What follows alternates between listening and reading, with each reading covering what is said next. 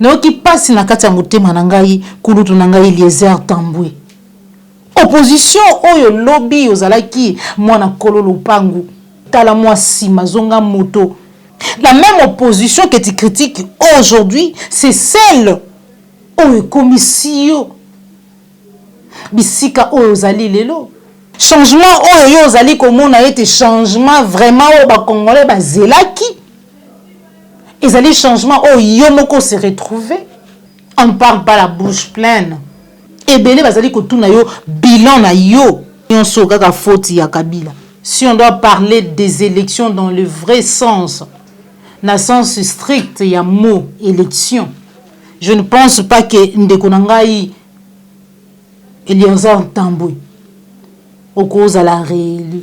Pango mibengaki mwana kolo lopango. Il était question de quoi? C'était quoi ton objectif? Et qu'est-ce qui a changé aujourd'hui? À un certain moment, il faut se taire. Calmement, on déranger au lieu de venir cracher. Et 4 ans après, l'argent corrompt. Le pouvoir aussi corrompt. Vous avez complètement oublié votre combat. Si réellement, Ezaki combat, Ezaki sincère, Tokomi Wapilelo, Ndeko Eliezer. Beaucoup de collaborateurs de chef de l'État travaillent contre lui. Est-ce que le président de la République lui-même travaille pour lui? Ça aussi, c'est un vrai problème. Nous, députés et sénateurs, membres du parti Ensemble pour la République, le pouvoir en place, au lieu de poser les actes de nature à décrisper la situation et à rechercher la cohésion nationale, il s'évertue malheureusement à alourdir ce climat politique en posant des actes barbares avec l'enlèvement par les hommes armés de M. Salomon Kalonda Idi. Rappelons également les enlèvements en date du 21 mai 2023 de l'honorable Mike Mukebai à son domicile. Nous prenons pour responsable M. Tshilombo Tshisekedi de la situation chaotique que traverse notre pays.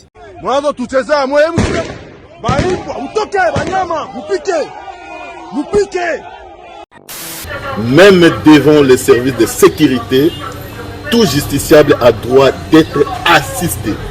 Malheureusement et contre toute attente, nous avons été heurtés et nous avons été bloqués. Nous n'avons pas eu l'opportunité de rencontrer notre client, M. Kalonda Salomon Dela. Bon, ça l'appelle le Lengemoko Daniel Safou. Oh, déjà, joué sanction en Assemblée nationale. Mais oh, le lobby, c'est là qui s'occupe de commis vers l'élection. Lambert Mindi Kabila, il y a ça la coupure de Internet.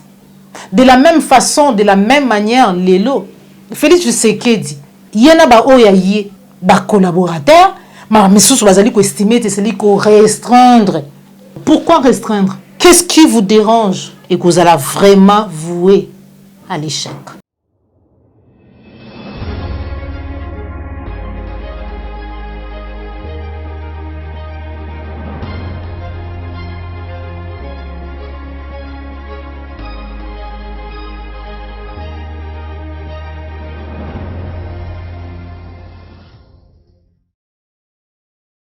Et Sengokoe ba ete bozali ebele bandeko balandi ya émission vérité de tout côté na kati ya Plus Clair télévision la chaîne de vérité mbote na bino bipa union swezwami bino merci na fidélité merci na confiance bozali ko renouveler na kati ya la chaîne de vérité Plus Clair télévision yango na siga kabino ba union so bo sepela kana musala bozali ko sala ba union so bozali ko landa biso chaque jour musala bozali ko sala ete bo s'abonner massivement olanda comme maman Kombe to pezali mbala yambo landa biso nanu s'abonner na kati ya Plus Clair télévision ezali lolenge ya ko encourager biso na musala tozali ko sala ya ko informer bido dans la vérité surtout à temps réel parce que Plus Clair télévision la chaîne de vérité maman Joël Kombe awa biso tolobaka kaka vérité ou belle vérité pour na avancer changement ya mboka na biso République démocratique du Congo. Oui, changement parce que changement de belé tout ali ko bunda changement de belé lobi to bundaki changement de lobi belé ba ko bunda changement yango ezali nini congolais alia lolenge sengeli congolais azwa soin ya santé oyo sengeli congolais à vivre na sécurité na kati ya mboka na biso mboka oyo nzamba pesa biso mboka oyo bakoko babunda mboka oyo ezali héritage ponanga pona yo République démocratique du Congo. Kati émission na biso mokolo malelo toko solo la matali plusieurs déclarations ya Eliezer Tambwe azali ko s'interroger azali ko se questionner sur l'actuelle opposition. Toko lobela ngona kati ya émission na biso mokolo malelo mezali na mutuna moko otokotuna na Eliezer Tambwe ou ebele lelo bazali ko benga ye déshonorable ou lié honorable. Est-ce que changement oyo ye abunda ki lobby pembeni ya ba opposition est-ce que zali vraiment changement topé kaka ye muto ko vivre changement kati na nzoto pe na bomo ina ye na kati émission na biso mokolo malelo tokolobela déclaration ya monseigneur Donatien Chole oya talisi ete ebele ya ba collaborateur ya président de la République bazali ko sunga yeti mutuna pe moko e ba congolais bazali ko mituna ngamoko particulièrement maman Joël Kombe na mituni topé na tuni président de la République est-ce que yemoko a commis sunga parce que plusieurs fois nous allons kolanda ba déclaration ya président de la République le lengi les ali ko salama. Est-ce qu'azali komi sunga yemoko hormis les faits que ba collaborateur na bazali ko sunga yeti toko solango na kati émission na biso mokolo malelo déclaration ya ba sénateur déclaration ya ba député ya ensemble ya Moïse Katumbi suite na arrestation ya Ndoko Salomon Eskadela o tozali ko condamner parce que kino na ngonga oyo ba kotalisa biso ete azali auditionné te. Que dit la loi? État de droit. Ba déclaration est salami. Ba manifestation est salami. Mais tout cela qui le lengi moko. Ba déclaration. Manifestation. Réaction. Il y a le lengi tout cela comme en rapport na maimatali arrestation à Salomon Eskadela. Et salamapé. Tango mwana mboka maiki mukeba ya kangamaki. Et ça la mappé tango mwana mboka Daniel Safou a koti en clandestinité nangonga o tozali koyebate où se trouve-t-il? Voilà, sans plus tarder, na kopesa matondo mingi na yo Joël Gona gauche chasseur d'image aujourd'hui ici ma caméra. Merci na cordo pe mafuku, merci na popo la yombe pe na ba nyonso o bozali kolanda biso au koti o liker, o partager émission na biso, émission vérité de tout côté ya mokolo mwalilo. Ande ko balandi to koti na kati ya mama na likambu na biso ya mokolo mwalelo na ngongo tozali ko solola procureur ya CPI Cour pénale internationale azali déjà na kati ya mabele ya Congo en image tozali komona ye bongo na ngambu ya Bunya quelques congolais bazali ko estimer ete boye na ye ezali non événement ba ko estimer ete ayeyi lo lenge moko na ba misuso bayaka pona kozwa part na bango pona ko puiser o ya bango na kati ya République démocratique du Congo parce que toyebi nini o République démocratique du Congo ezali ko représenter et pas ya batouana on a ngambo Assemblée nationale élection 2023 bazali ko déclarer recevable projet de loi portant répartition il y a siège au déjà batindi yango na commission PAG pour être basala toilettage.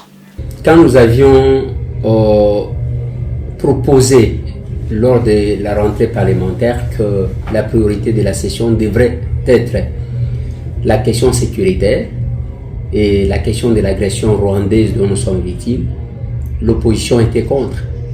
On m'a traité de ministre de glissement. Aujourd'hui, cette même opposition-là nous revient en proposant la même chose sans d'abord s'excuser auprès de ce peuple-là. Et ce qui est curieux que nous ne savons pas de quelle opposition que nous avons dans ces pays. Parce qu'il y a l'opposition qui avait refusé carrément de s'enrôler, qui avait demandé à leurs militants de s'enrôler. Il y a l'autre opposition qui s'est enrôlée nuitamment, qui aujourd'hui conteste l'organisation des élections. C'est déjà la première chose que nous nous demandons. Mais au lieu de faire ça, ils vont se lancer sur la voie de la provocation. C'est-à-dire, ils organisent les manifestations, bien que ces manifestations-là sont tolérées.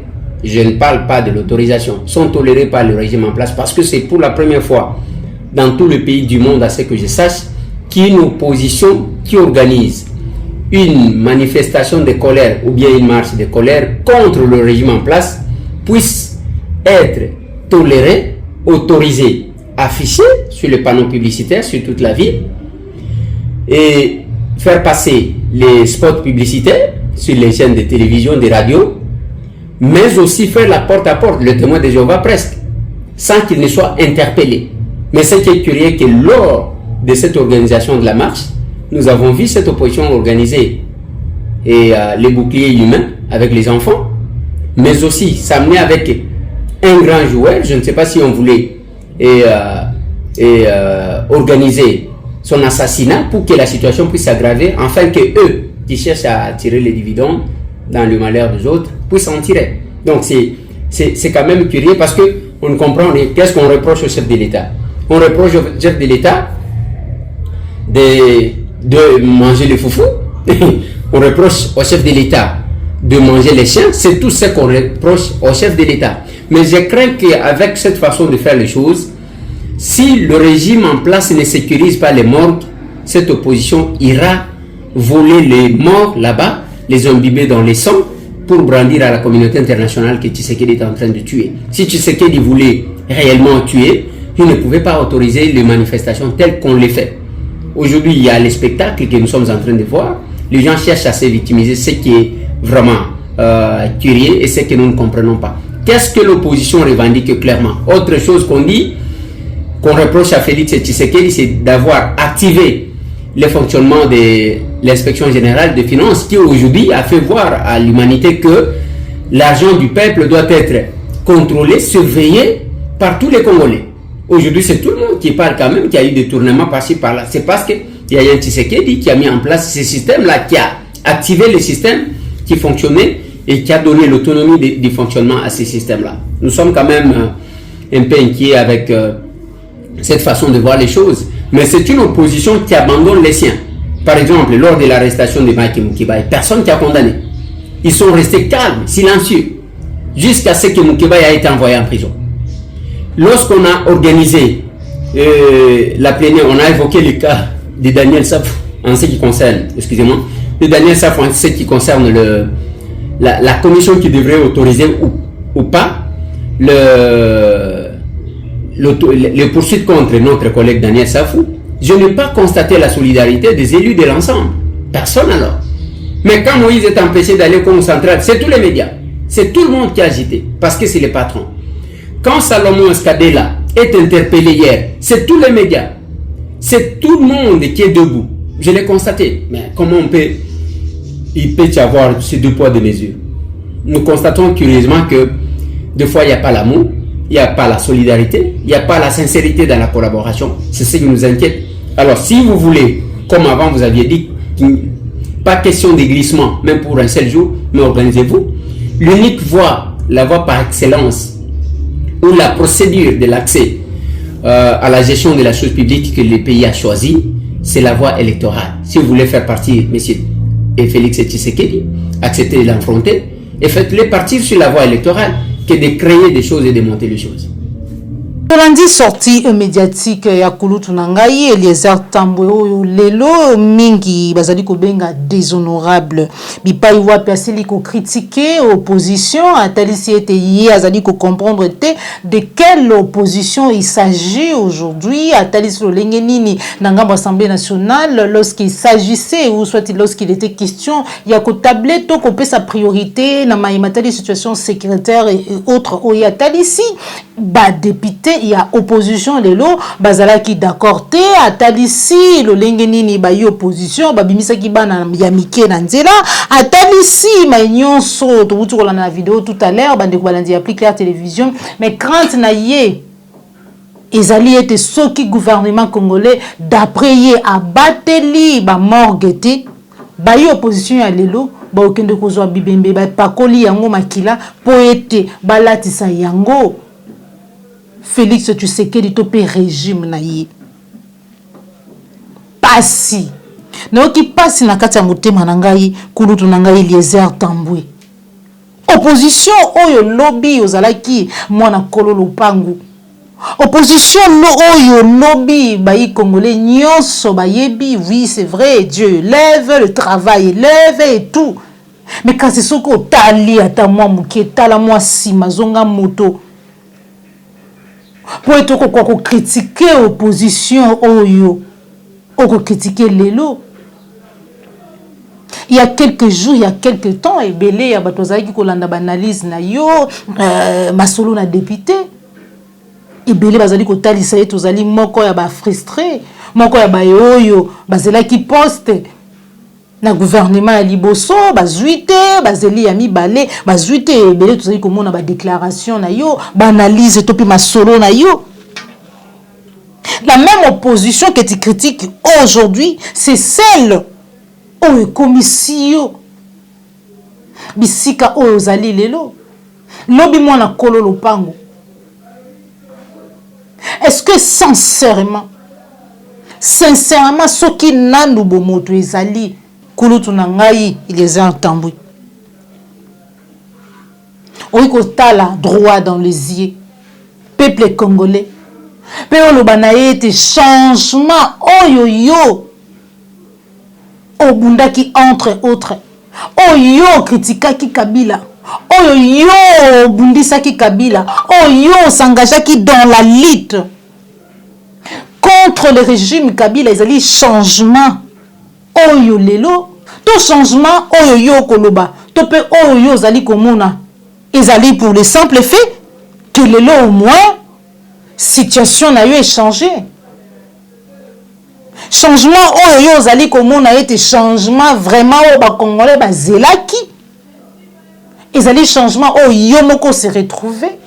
On finit par trahir souffrance et peuple congolais. Parce que qui non lelo, ceux qui ont au moins on se retrouver parce que le situation na yo est changé, parce que lelo ozali déshonorable ndenge belé bazali ko benga yo lelo. Mais au moins les Congolais lambda continuent à souffrir. On ne parle pas la bouche pleine. On ne parle pas la bouche pleine. Et belé bazali ko tuna yo bilan na yo. To ebite ceux qui kino lelo. Et c'est nga benga yo mona kolo lopangu. Je ne crois pas. N'oublie pas que c'est l'opposition. Topé moko ya bayo bozali ko s'attaquer lelo bazali bongo na kati opposition Maïve Moïse Katumbi oyo amemiyo amemayo bisike ozali lelo oyo silipe ko trahir ndingo ko trahir lelo ko cracher lelo sur souffrance ya peuple parce que du fait que yo se retrouvé du fait que yo lelo zali na kati union sacrée ozali ko estimer tout va bien nyonso oyo ba Congolais ba bi nyonso kaka faute ya Kabila. Je ne pense pas que réélection na yo, si on doit parler des élections dans le vrai sens, na sens strict ya mot élection, je ne pense pas que ndeko nangai Eliezer Tambwe au cause à la réélu. Si la constitution de ces pays était respectée, il y a certainement ils ont la bateau jamais kozala ba député na katamboka ou na ba trahison na bino na transhumance na bino. Si vous êtes député, c'est grâce aujourd'hui à l'opposition, à quelqu'un qui est aujourd'hui dans l'opposition. Oh yo, il y a pas longtemps où tu pesa mu Congo. Est-ce que makambo yo koloba lelo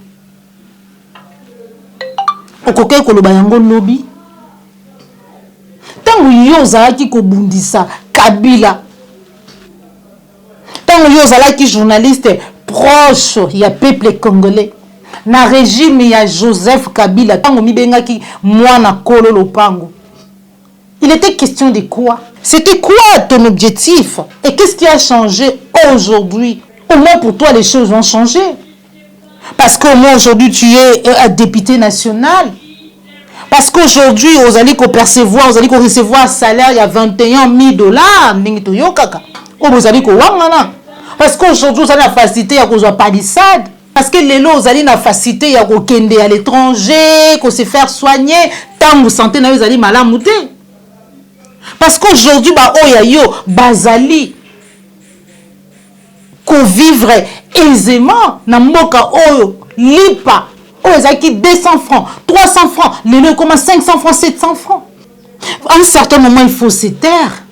À un certain moment il faut vraiment un certain moment de babi on ne parle pas la bouche pleine. Il faut au kangi munoko na yo au kolia na yo calmement muto ko déranger aux alaté au lieu de venir cracher likolo. Il y a un peuple congolais, il y a un peuple azali ko souffrir kino lelo. Peuple oyo amoni vrai changement oyo azalaki te. Ceux qui ont bitumano ezalaki po ete Kabila kende. Ok, on s'est retrouvé pembeni ya Félix Tshisekedi na IDPS. Wana ezalaki bitumana yo. Ceux qui bitumana yo ezalaki ete Joseph Kabila akende. To pe régime na ye ekende. Pour te ya IDPS ya yo se retrouvé na pembeni ya ba IDPS to ya Félix Tshisekedi wa kokamboka lelo. Yeba que peuple congolais en général bon va senga ki to ba désira qui vraiment ardemment départ ya Joseph Kabila et ça qui pour qu'il y ait un changement. Il est vrai que vous avez automatique, il est vrai que ça li bâton magique et 4 ans après à un certain moment on a appris que Kabila a bloqué même s'il est toujours là. Mais est-ce que changement oyo yo zaki kobunda oyo ba kozaki mwana kololo pango ezali otozali komona lelo esengé na biso à un certain moment to yeba kokanga monoko. L'argent corrompt, le pouvoir aussi corrompt. Vous avez complètement perdu votre honneur. Vous avez complètement oublié votre combat. Si réellement ezaki combat ezaki sincère, si seulement ezaki combat mon sincère, tokomi wapi lelo ndeko Eliezer. Si réellement obunaki pona changement na kati ya mboka oyo social ya congolais tokomi wapi. Situation sécuritaire ya Congo tokomi wapi ya congolais ekomi wapi. Tokomi wapi ndeko Eliezer. Tokomi wapi. Au moins transformation, changement et pas na yo ezali. Ndeko moko abisinga bien mon Joël Likombe makambo Eliezer a lobby to makambo comment ko sa lelo un certain moment même fils moko azala vraiment très logique. Au lobby quand même parce que tu as la liberté à expression mais au lobby de logoti. Au lobby quand même mon lobby de logoti. Et c'est d'ailleurs on a le lenge ya batu o boyo tout ça komona tout autour ya président de la République ba collaborateur na ye o lobby Kabila lobaki etazanga ki 15 personnes ya mutu ya peza pembeni na ye lelo on ne sait pas combien oyo fait sur ce que azali kozanga tokoyoka ba déclaration ya Augustin Kabuya ba déclaration ya ministre intérieur o kuna soki mususu aye na kobeta masolo ya ba réseaux sociaux ya ko restreindre droit ya expression. Finalement de tels collaborateurs ne peuvent pas aider les présidents de la République. Des personnes comme Eliezer et autres, Kabouya, ne peuvent pas aider le président de la République. Et s'il en a autant, Ndinga na ye, pembeni na ye,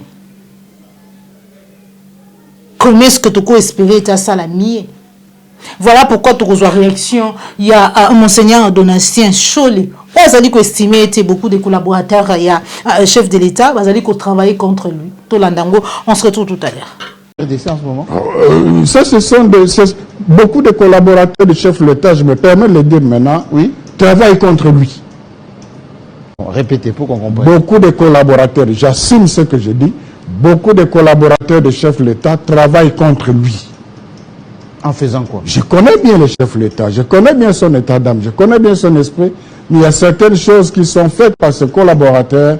Je crois que s'il les reproche pas en privé par respect pour eux, alors ça signifie qu'il est dépassé. Mais je ne crois pas qu'il encourage ça. Qu'est-ce qu'ils doivent faire? Ah, mais ils doivent... L'état de droit a une certaine façon de se comporter. On ne peut pas arrêter quelqu'un de ce niveau dans ces conditions-là. Je répète, je ne condamne pas le fait de l'arrêter. Je ne sais pas si il y a des raisons pour l'arrêter. Je ne me mêle pas à la justice, mais la façon de le faire n'est pas digne d'un état de... Bandeko Balandila, c'était la réaction de Monseigneur Choli. Bébélé ya ba Congolais bazali komituna. Est-ce que le président de la République lui-même travaille pour lui? Ça aussi, c'est un vrai problème. Parce que il obamaka toujours qu'il n'y a pas de mauvais collaborateurs. Tout peut être trop pour Yamabé, mais il n'y a que des mauvais dirigeants, des mauvais chefs. Est-ce que le président de la République lui-même travaille pour lui? Parce que très souvent, le président de la République est au courant de rien. Beaucoup de ce qui se passe dans ces pays, tant que l'Andaka, réaction du président de la République quand assez, 80% au plus grand nombre de fois, il n'était au courant de rien. Mais moi, dans tout ça, Balingi deuxième mandat. Le président de la République lui-même, hier, Eliezer Tambwe, tant que vous avez commis à 7 tongs midi pourquoi, mais matali salaire, il y a Kabila et autres. Aujourd'hui, Eliezer Tambwe, est-ce que le salaire, il y a le président de la République, il a au moins un salaire, mais il y a c'est tout simple, c'est tout ce qui c'est. Salaire ezali, mais ezali mukie. Si comme muto osa musala, o kama mboka, na poste na ye, na mbonga na ye, o azali ko mériter plus salaire, oui, mais yebi te soki ezali boni, mais yebi ka kinote ezali moindre. Eliezer Tambwe, mwana kololo pangu, Congo, héritage na biso nyonso. À l'époque, mon copé à Mayo, allait militer, il y a combien Kabila a touché comme salaire? Est-ce que le lot combien fait ce qu'il touche comme salaire? Tout le monde a procès 100 jours. Vital Kamerhe Tongo midi pourquoi Kobaeta bandai ko exécuter azaki ko sala maïnyonso mbongo na biso à 100 jours. Azaki na chef na yazaki na hiérarchie, azaki ko loba qui faisait tout ce que Vital Kamerhe faisait. Azaki ko uta abandai ko zoa des ordres, les ordres ça venait d'où? Voilà pourquoi on a tout à l'heure a dit oui, des mauvais collaborateurs. Mais est-ce que lui-même, c'est une question, est-ce que lui-même il voit ça?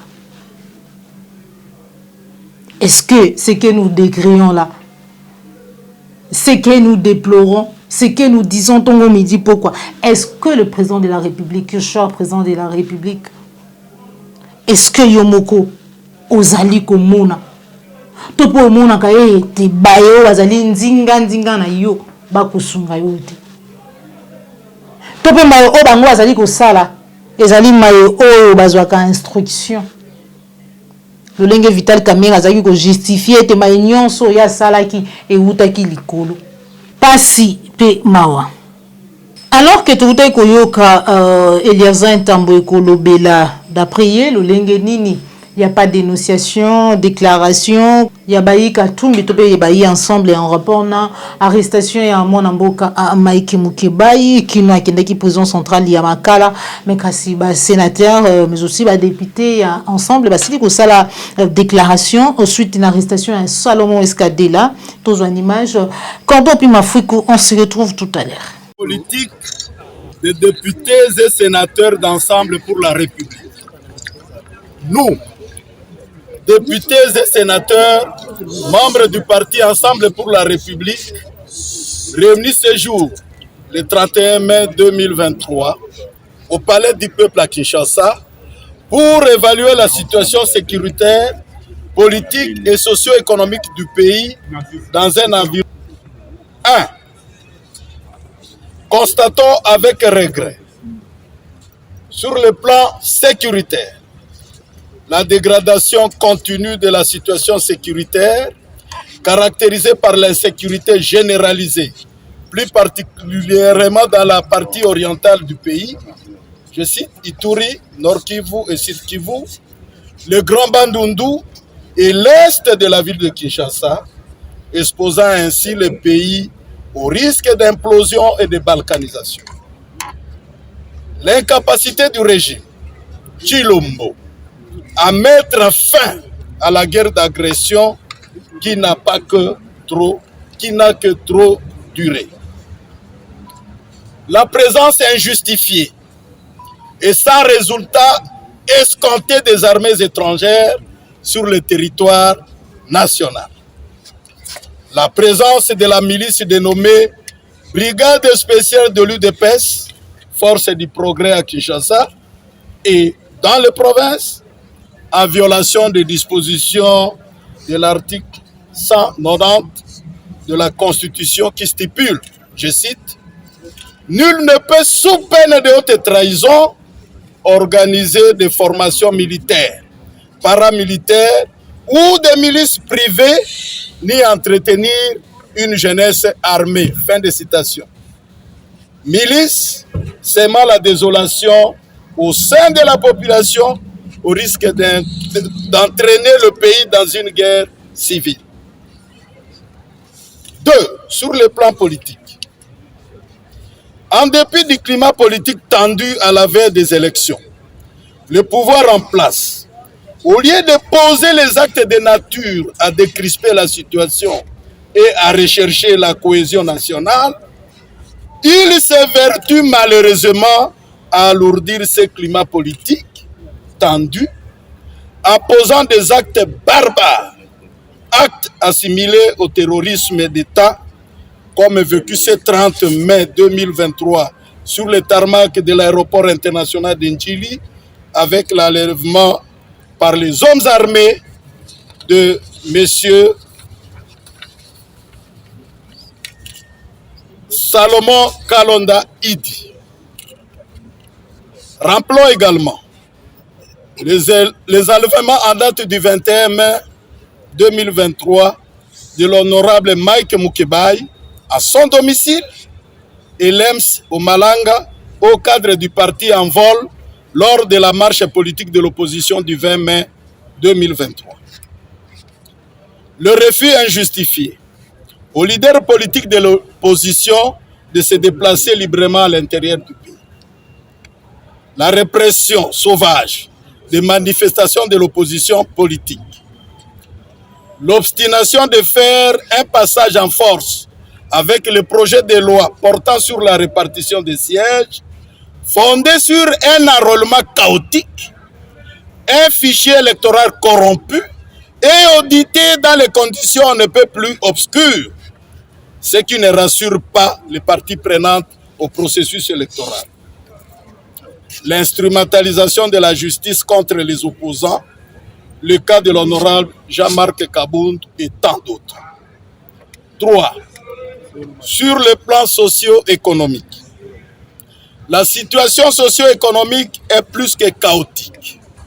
Il suffit de faire le tour du marché pour se rendre compte de la hausse vertigineuse des prix des denrées alimentaires de base et de première nécessité.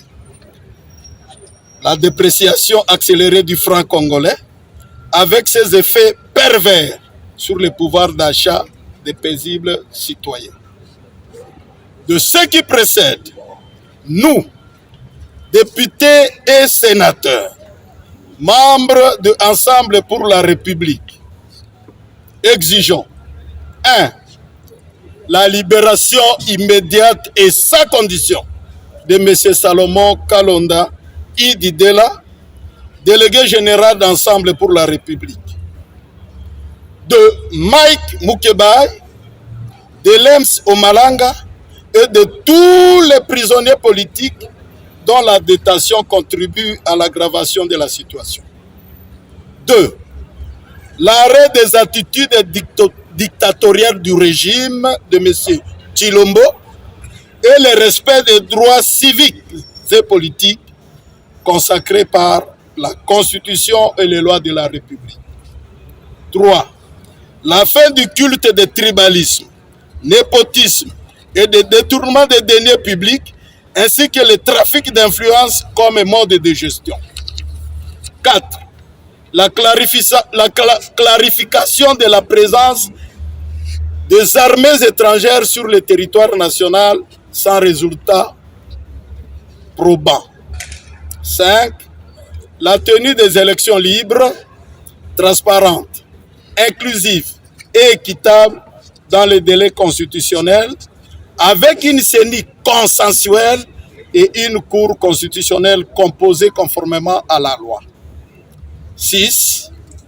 Un audit du fichier électoral par un organe crédible, indépendant, et non des individus sélectionnés à dessein par la CENI d'une manière unique. 3. Invitons le peuple congolais à être vigilant et à ne pas céder à la peur contre la dérive dictatoriale, à répondre massivement à tout appel de mobilisation pour défendre notre démocratie républicaine, en particulier l'organisation des élections libres, démocratiques, transparentes, crédibles et inclusives. À sanctionner sévèrement l'échec cuisant du régime actuel au moment des élections à venir. B. La communauté internationale de condamner et sanctionner toutes les violations récurrentes des droits et libertés fondamentaux des citoyens par le régime de M. Tshilombo. En définitive, nous prenons pour responsable M. Tshilombo Tshisekedi de la situation chaotique que traverse notre pays. Fait à Kinshasa, le 31 mai 2023, les signataires.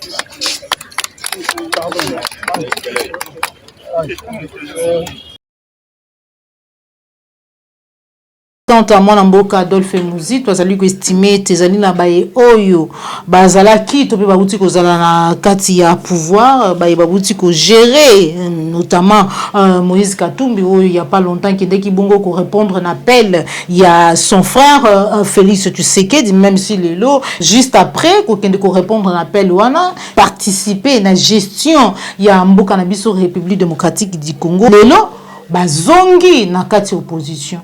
Tango nyonso maman Joël Kombe na se présentera liboso na biso po ete to sola mi matali mboka na biso na tali sa keloko moko ete confiance to espoir na classe politique congolaise là où il n'y a que les intérêts qui comptent peuple congolais ou kozwa solution mokoti.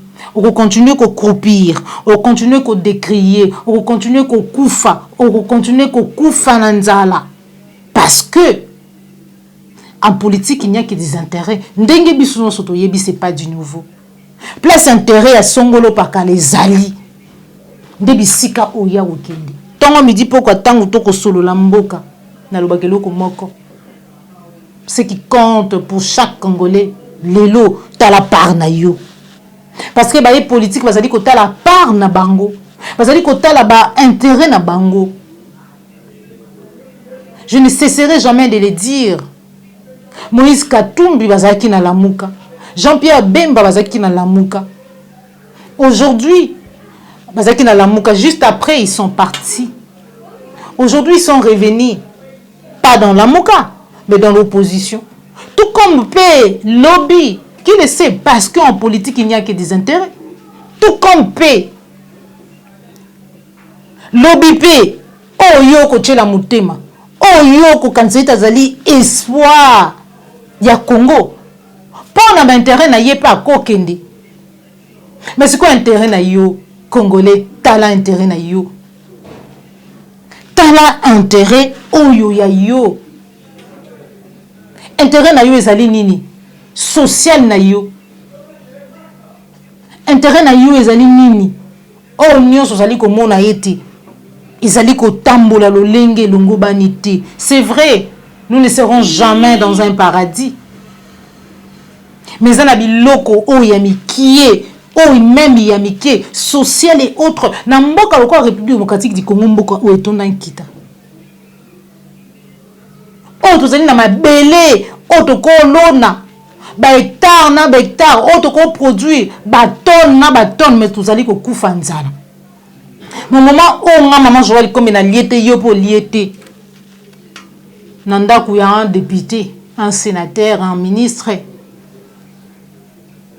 bali pe ba ko lia 3 4 5 fois et sengé na yo soso là. Et de l'autre part, de comment kalobi na maman Joël Kombe, c'est facile ya kolongola poti na misu to pe na lisu ya moninga to ko bonsa na teke de 2017 en 2018. Lui aussi, Adolphe Mouzitou, s'est transformé en opposant. Yépe Longwa qui n'a pembeni à Joseph Kabila après avoir compris pour rejoindre l'opposition. Et cela n'empêche pas. Moko o azala ki lobby dans la majorité, o a travaillé qui na Kabila, ceux qui a salaki au Lengenini, à comprendre, à rejoindre quand il y a vérité. Aza du bon côté de l'histoire, ce que nous décrions aujourd'hui. Et ça dit transhumance. Qui c'est lobby? Ceux qui sont à côté ni peuple congolais et c'est na yonde au soso là. Alors que réunion ya jeunesse y a parti, il y a Moïse Katumbi ezalaki ko se tenir na sili ko panza bango na nzela ya gaz lacrymogène. En image. Mwanzo tucheza mwemu. Baipwa mtoke banyama mupike. Avocat ya Salomon Escadela bazali ko senga été azala auditionné parce qu'il y a pas longtemps moi na mboka Peter Tiani a uti ko talisa été kino na ngunga ko tozali ko sur la 2 jours déjà depuis enlèvement, arrestation arbitraire ya ndeko Salomon Escadela azali toujours pas auditionné. L'avocat ne batalisi était même devant les services de sécurité, tout justiciable a droit d'être assisté.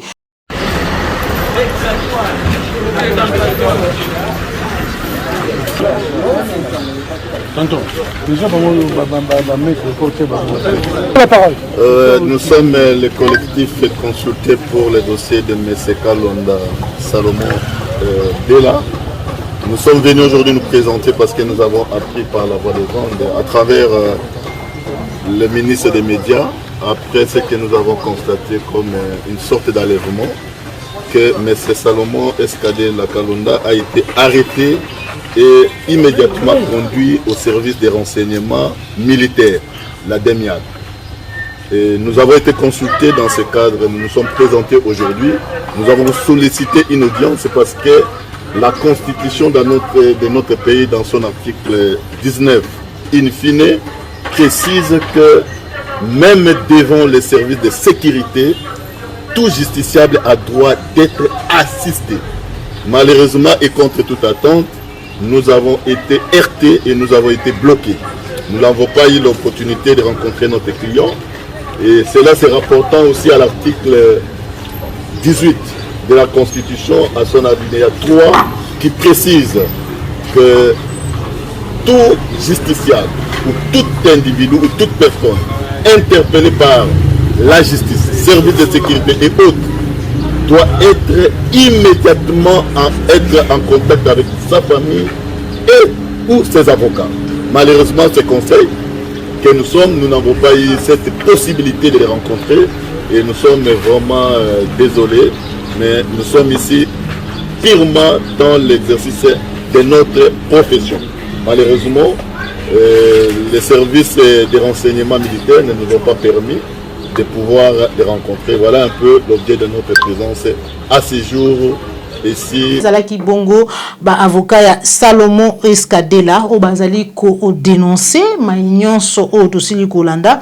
Mais tout à l'heure, je le disais tantôt, le Lengenini Eliezer Tambou a dénoncé, on va dire naïe, maïmatali arrestation, il y a mon amboka honorable Mike Mukeba yo tozali ko encourager bisika zali la prison centrale ya Makala, puis Daniel Safoto yebi kino ngonga o bisika zalité et belé bazali ko décrier, bazali ko dénoncer balobi aucune mobilisation, aucune déclaration pour Mike Mukebayi, ni pour Safou qui vit en clandestinité, mais pour Salomon Escadela, tout le monde le lengenini, bas déclaration et salami, to moni olengeni ba voka bazali mobiliser toko senga na bayi Moïse Katumbi toko senga na bayi bazali proche na ye bako ko sala quelque chose pour na Mike Mukeba ina banza yete kinongo ngao to sali ko zela bongo décision ko uta na cour constitutionnelle mais senge na bango et sengeli to sentir même motivation lolenge to moni ba mobiliser pour na Salomon Escadela lolenge to moni ba sali ba déclaration pour na Salomon Escadela bossa la paix de même pour na Mike Mukeba oyo azali ko représenter oyo azali moko ya ba communicateur ya ensemble bosala pe lolenge moko quelque chose pour na Daniel Safou oh déjà joui sanction en Assemblée nationale et ça c'est ma part de vérité. Awande tocheli tono na émission na biso o mukolo mwalelo émission vérité de tout côté bipai wapi maman Joël Kombi nazala kine sengo ya kokutana na biso elongo po ete to solo ma matali mboka na biso lolenge congolais nyonso azali na droit ya kopesa bakanisi na ye en rapport na matali mboka na biso opinion na ye point de vue na ye constitution mboka na biso et pesi na congolais nyonso nzela pour être à s'exprimer quand bien même tozali koyoka du côté ya bayo bazali ba proche collaborateur oyo abe donatien chaud la wuti koloba koluka ko restreindre ba biete sengeli ko restreindre liberté d'expression na ba réseaux sociaux bipai wapi belé à ba congolais bazali ko s'exprimer bipai wapi le monde entier bazali ko s'exprimer.